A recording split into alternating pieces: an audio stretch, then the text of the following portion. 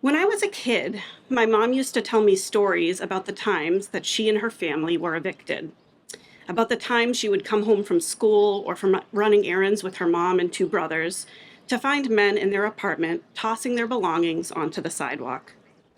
Decades later, I could still see and hear in her the horror and sadness of those moments, of being a kid and fearing losing her home.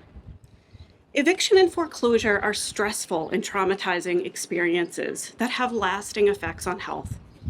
In the United States, they're also common experiences, especially among Black and Latinx households and families with young kids. But what if I told you it didn't have to be this way? That we didn't have to accept millions of evictions each year? That we had ways to prevent the multitude of health harms left in their wake? Policy responses during the COVID-19 pandemic gave us important clues about the potential of public policies to protect financially vulnerable households in ways that also promoted public health.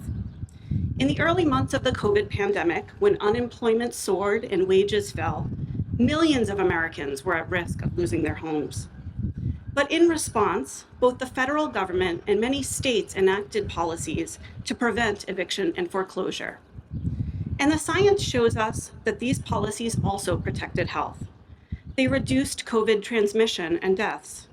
In my own work, I showed that these policies also had detectable positive impacts on population-level mental health.